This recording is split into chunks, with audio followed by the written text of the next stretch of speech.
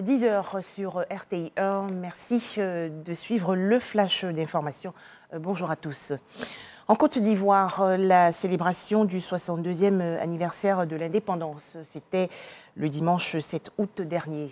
La veille, dans son traditionnel discours à la nation tout entière, le président de la République, Alassane Ouattara, a longuement parlé de la situation sociale, notamment de la lutte contre la cherté de la vie.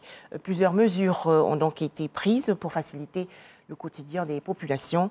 Les explications détaillées de Franck Quadio.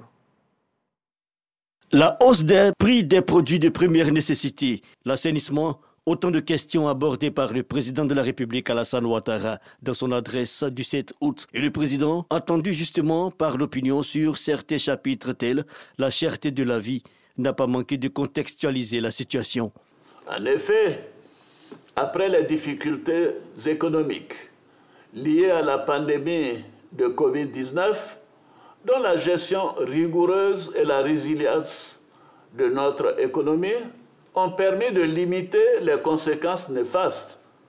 Nous devons aujourd'hui, malheureusement, faire face, à l'instar de tous les pays du monde, à de nouveaux chocs extérieurs, liés notamment à la guerre en Ukraine. Mes chers compatriotes, chers amis de la Côte d'Ivoire, je comprends les difficultés quotidiennes que vous éprouvez face à la hausse des prix.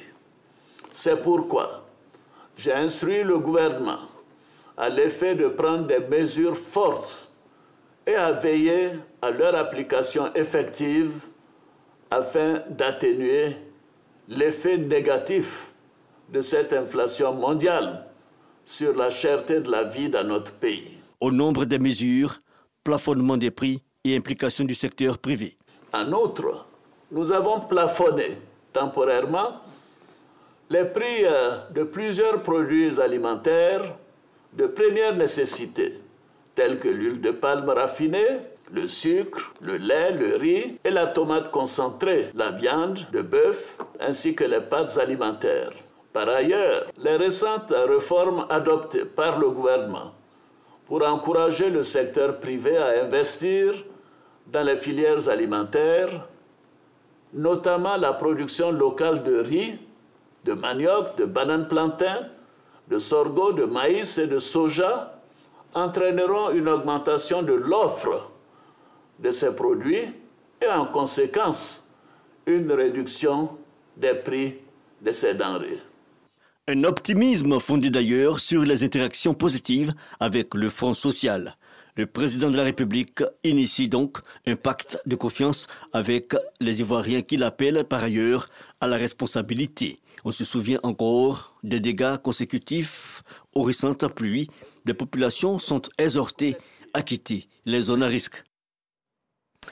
Toujours en Côte d'Ivoire et cette fois en images, la signature hier de la deuxième trêve sociale entre le gouvernement et les centrales syndicales. 8 centrales syndicales ont ainsi paraphé le document pour la période 2022-2027. Cérémonie présidée à la primature dans la commune du Plateau par le Premier ministre Patrick Hachi. À noter que 1100 milliards de francs CFA ont été mobilisés par l'État ivoirien pour la mise en œuvre des accords. Autre activité du Premier ministre ivoirien Patrick Hachi, son séjour dans la région nord du pays. Le chef du gouvernement est arrivé hier dans le Kamadougou. Patrick Hachi va procéder aujourd'hui à la pose de la première pierre du centre de formation professionnelle et de l'hôpital général de Gbéléban. Cette visite de travail de 72 heures sera aussi l'occasion pour le Premier ministre d'échanger avec les populations du Poro et du Tchologo en vue de la réalisation de plusieurs projets de développement. Direction à présent la Guinée-Conakry. Le gouvernement vient d'annoncer la dissolution du FNDC, une coalition de partis, syndicats et organisations de la société civile. Dans un arrêté, le gouvernement de transition accuse le mouvement d'organiser des manifestations armées sur la voie publique et lui reproche d'agir comme un groupe de combat ou une milice privée.